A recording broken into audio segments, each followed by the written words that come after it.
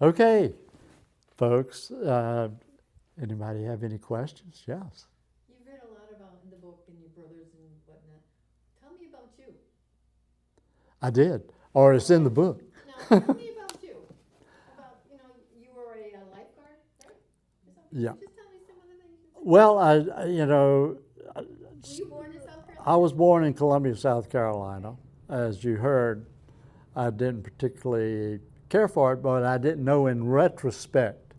I was always felt a sense of non-ease, which that can become dis-ease. Fortunately, it didn't manifest in that way physically to me and all. But when I was in high school, uh, I was working a part-time job in the layaway department at J.C. Penney, running with two. They were little old ladies, I thought at the time, and now they're very young. Yeah. Okay. And I would go back in to get the packages for the layaway, and they would take them for the Christmas gifts and whatnot. It was dusty, it was musty, it was just, a horrible place to work in the basement of J.C. Penney. I didn't like it at all, and it was actually starting to make me feel ill. But I did it because I was very independent. I didn't want an allowance. I wanted to have my own independence and my own job. And I ended up like one day having like what probably was a panic attack, anxiety attack. Called my dad and got in the car with him, and he didn't understand it. And people didn't understand that during that time period. But I said, I can't do this anymore. Okay.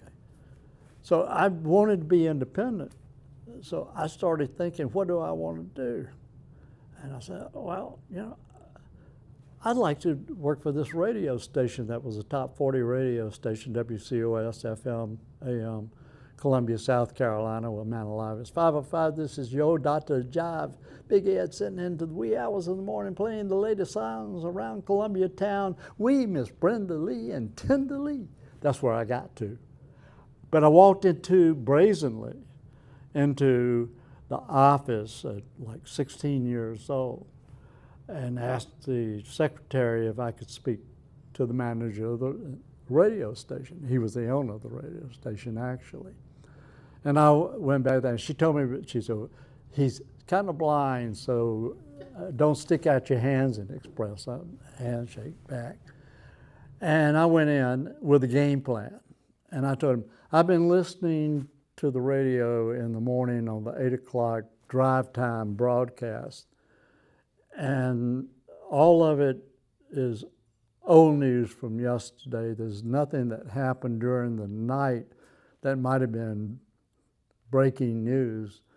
And what I would propose to you is that I come in here at like 6 o'clock in the morning and check with the police department and with the fire department and highway patrol, find out if anything has gone on through the night, and then your competitor, who's a strong news radio station, will give them some competition. And I talked him into it for $1.25 an hour. And that kind of took me out of the mundane and into the more adventure thing. And it escalated from there. So I became a radio DJ. When I was in high school, I had a program called Teen Time on Saturday morning.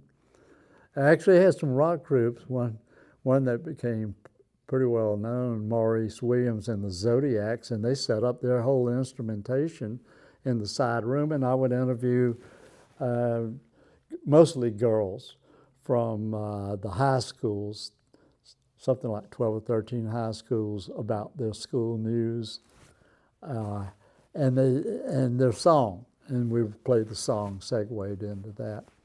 So I did that. And the next, I guess, big jump in my history, I did a similar thing of walking into the newspaper office in Columbia, South Carolina, and going to see the city editor. And told him that I'd been doing this work, reporting news and writing these little tidbits in the early morning news for WCOS radio, and that I thought, encouraged by my grandfather, who worked at the newspaper as a comptroller and was a good entree. It might have helped get the job. I don't know. It never was talked about. But I got hired on a 30-day probationary status for $50 a week, and then later on got a $10 raise to $60 a week, wrote obits, and then started covering the Rotary Club and your civic organizations. And then I kind of moved up and did a couple of really kind of stories that got people's attention, and they were legitimate newspaper stories. I got restless, so I ended up going and interviewing for a job as a reporter at the Wilmington Star News in Wilmington, North Carolina, and got hired on the spot. I had exaggerated somewhat my credentials, but by the time they learned that I didn't know what I was doing, because they threw me into the lion's den of having to cover local politics of the county commission and the city council, and I arrived at a time when they were doing their budget hearings, and I had never even taken a class in civics. So I somewhere just kind of flowed through that whole deal till the time that they realized that I didn't know what the hell I was doing when I walked in that office and got hired for the job, that I was now accomplished by their standards as a reporter. And then I got hired by another newspaper, the Raleigh News and Observer, that was more prestigious because they had a group that came down looking at now this is ironic because this goes back a long time. This goes back into the 60s, and it was a Seashore Commission, and one of the people of the Seashore Commission was the managing editor of the Raleigh News and Observer, and they came down, and I was assigned to cover the fact that houses were falling into the water from the erosion. So this is not new news, folks. All this stuff that's happening up on the Outer Banks and everywhere around, is ongoing. It's erosion. So I went from there to being hired to the Raleigh News and Observer. Then I became an investigative reporter, and I infiltrated the KKK up in Wendell and Zebulon and went to the cross burnings with the Imperial Wizard Robert Shelton at the time. That's a whole nother story that's in the book about how I got caught by the stormtroopers in the background taking down license tag numbers of the cars in the parking lot to find out who was attending these Klan meetings. And the short of it is my life was threatened. I had to have escorts to my car. I had to send my wife and my child. I got married very young. Very stupid thing to do, by the way. But I was 18. And we were teenagers, and we were in South Carolina. That kind of says it all. And after that, I was hired because of the basis of that story that went nationwide on Associated Press and United Press International by the Charlotte News and Observer, which was Knight Ridder and the most prestigious newspaper. So they hired me to become an investigative reporter with them and do political stuff. Then I went back to school to finish up my undergraduate degree, and then ended up as a college professor teaching at a school. And then some of this, all this is in Captain Madness, The Life of Riley, little plug here for the book, is in there of where that went. Kind of a bottom line to this whole odyssey of my life is that if you're willing to take risk in your life and not just accept what is being pushed on you to live your life a certain way, become, and nothing against insurance salesmen, even though I hate them, or to do some sort of mundane job, and at the end of that time period, look back. Now, I'm looking back, but I'm still going forward, so I'm going to be looking back again, hopefully 20 years from now, having the same conversation. But if you take those risks and you're willing to live life to its optimal, you won't get to be the age I am now, or the age that some of you are, or at any age at all, and regret that you had not lived life. Because after all, it's really kind of funny because we were talking earlier about going to the doctor or having a checkup or something out. We're just microbes. Our body is just trillions of cells and microbes encased in this thing called our body, which is nothing more than skin. And this is all biologically, chemically proven. There's no doubt about it. People don't like to talk about it. It scares them. They don't want to be microbes. They want to be something special. So that led me to more freedom excursions. I ended up in between marriages. I bought a sailboat, and I lived on a sailboat for 15 years. I didn't know how to sail. I took it out into the ocean, and I sailed down into the Bahamas and the Exumas, the Abacos, one summer with a girlfriend, and then came back, and I was teaching up in Daytona at Bethune-Cookman College. Then that took me down to getting offered a job at a place in Miami at a college in Miami, Miami-Dade Community College it was then. They got like 12 campuses. And I taught at the University of Miami for a while as an interim professor for people who were on leave and taking leaves to write books, do this kind of thing. And then it went from there to worked in advertising, public relations in Orlando, and the beat goes on. So you asked a question, and I've only covered a piece of it.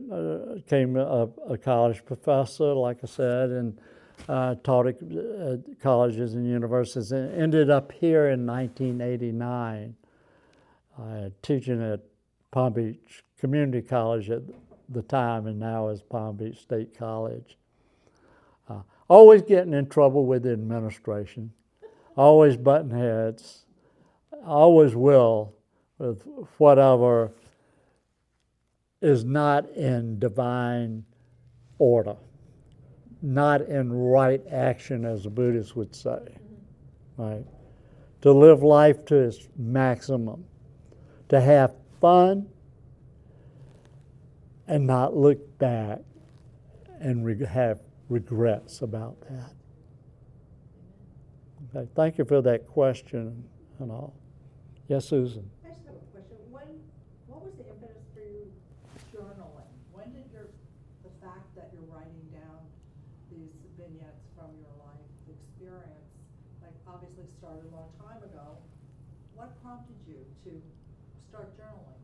And was it in fact journaling, or just from time to time you just wrote a note, threw it in a file, something like that? Or was it an actual diary? I think it was just something in my DNA. I have really no further explanation for it, but I fortunately have kept all these pieces of paper that I've scribble poems on. And more than anything else, if somebody asks you, well, what are you? Well, a poet, priest, prophet, something like that, loosely termed, and it manifests in different ways. But I see these poems that I've written, and I had at one point in time a sail bag from the sailboat, about this large, and I had manuscripts in there of writing in these composition notebooks and notepads. Something would come to me spontaneously. They would be on a napkin.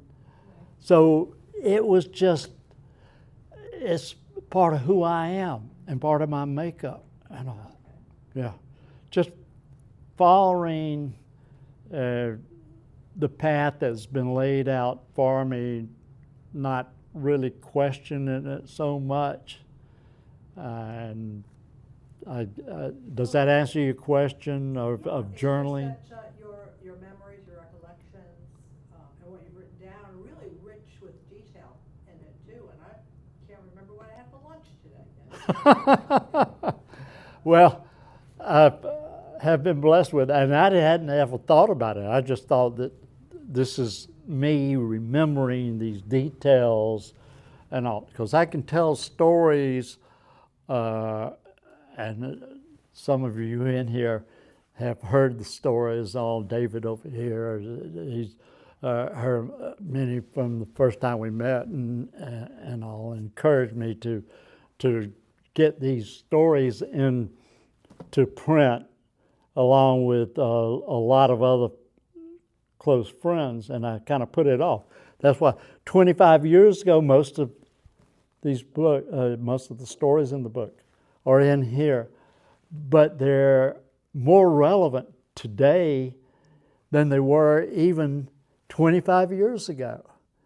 It's kind of like time is some sort of weird illusion that we quantify by giving it the name of time, and it passes fast.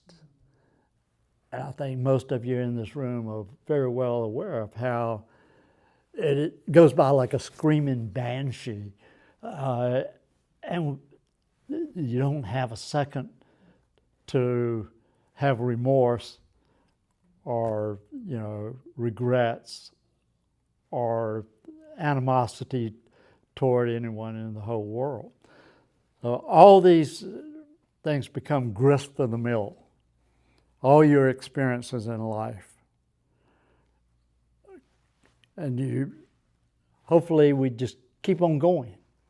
And wherever the next thing happens, they're happening right now. Yeah. They're happening right now with me being here, talking to you guys, sharing my book and the way it came about. It's a great life. People say that life is short. Well, I'd like for it to go on for thousands of years, and maybe it does. Yeah, Vince. Okay, sir, I have a quick question for you, or maybe a statement. So, you're obviously equally as talented as an orator as you are a writer. And if I look at writers today, they're very closed. Like some of the most famous writers that are published now don't like to speak in public. So that is one of your gifts. And how would you share that with a younger generation? Because I think even going forward, it's going to be more closed. So what would you say to them as the young writers coming up? Because your memory's great, your stories are wonderful, and the fact that you recall them as clearly as you do, right? How would you say that to someone coming up? Because, I mean, right on Palm Beach, right? James Patterson never talks to anybody. He's not a great writer, but he certainly publishes a ton, right? All of the modern writers now are enclosed, but you are a great orator. What would you say to that, or how would you tell someone coming up on how to share and release information? Well, I did that in the classroom with my students. Perfect. When I was teaching, full-time on several different occasions and would go back into the classroom until I was banned by the aristocracy of Palm Beach State College because I took on a mission and encouraged my students to play a role that would be significant in their life to ban leaf blowers in all of Palm Beach County, and made that one of their assignments. Okay, and they really got into it. And I'm getting ready to read. It's a good mission. I'm going to bring that back up again because it's toxic. All this stuff is just blowing stuff, which includes heavy metals and cadmium and arsenic and residues that come out and in suspension in the air, and anyone with a lung problem or asthmas or whatever, they are, yeah. And so I took them on as a project with my students. I engaged my students as one thing that I could do as an individual. And I did that throughout my whole teaching career. It was constantly getting me in trouble with the administrators of the college and all. I didn't let that stand in my way. Of course, I was banned after a while from the college. But I'm also taking them on in my book here too. And I'll be taking them on in some future stuff that I'm already writing. They aren't going to get away with it. The young people, and you're asking me about, they aren't really a lost generation. They are caught up, unfortunately, in the technology, and we all know that. But you can go into a restaurant somewhere and sit, and it's not only the young crowd, but it's the elderly that are sitting there and they're staring at the one thing. I don't have one here. It's right there. But, they're looking at that and they are disassociating themselves from themselves and from other people. So you don't have that conversation, that interaction, the integration of the heart, the soul, the passion of living, the storytelling about what you're doing. She asked a wonderful question about journaling and how you're journaling. Have you been doing that over time? And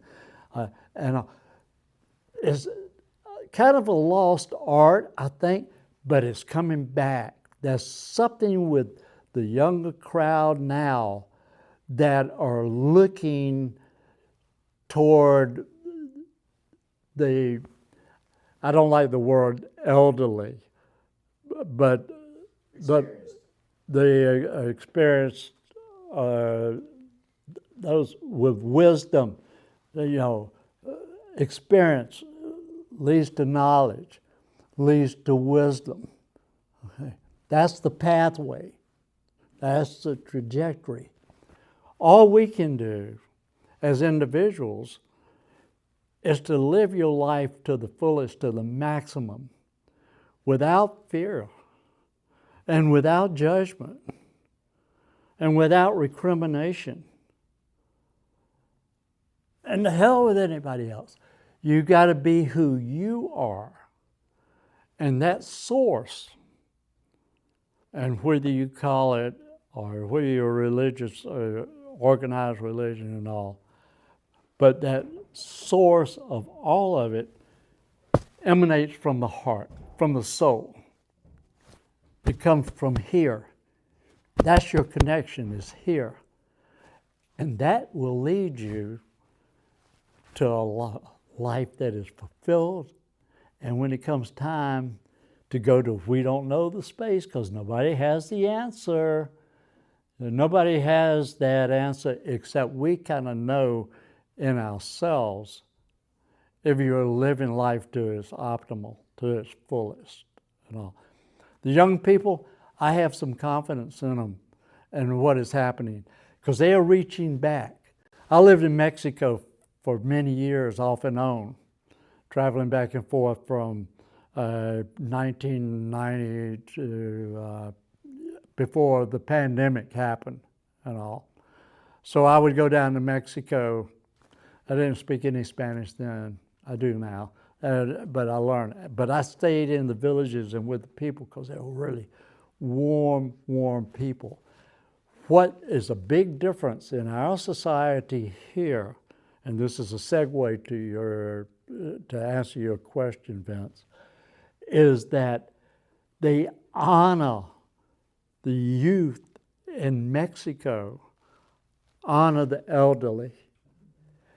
And you can walk to a Zocalo, a park in Mexico, and you have someone even my age. And, you know, I'm 59. But you have someone my age or older, and they've got the guitar, and there's a guy sitting there on a little stoop, and he's playing his guitar. And the kids don't like make fun of him, which we get a lot of that kind of stuff in reaction in this country. Okay?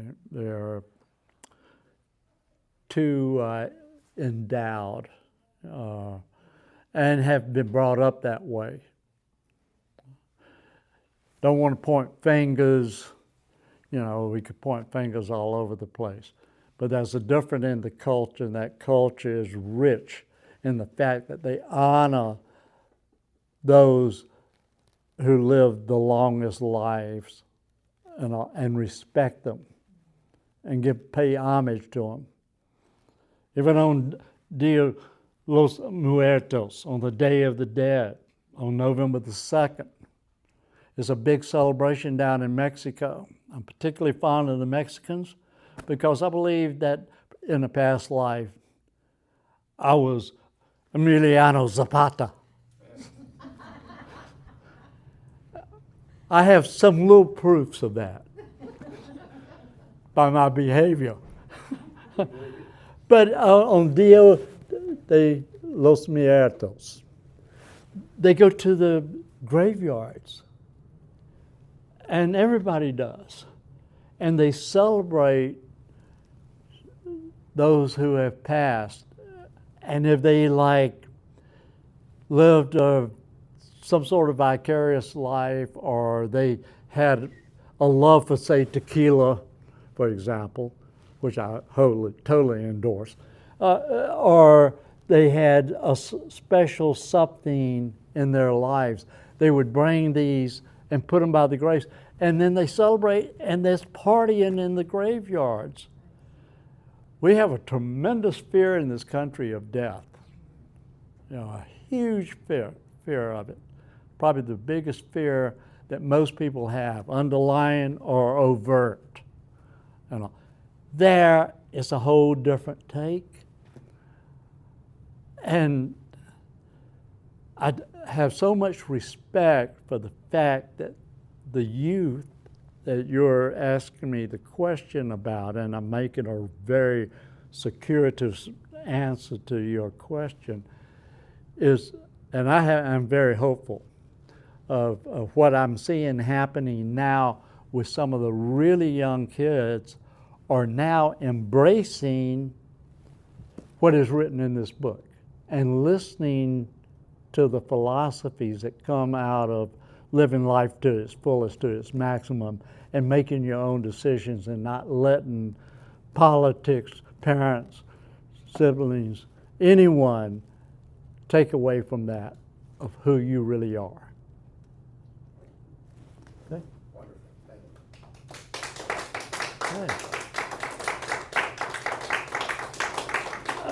you. Well, thank you.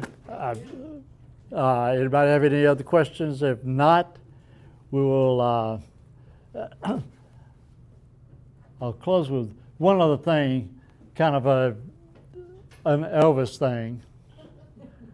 Okay, and as you know already, so just give you a little bit of this.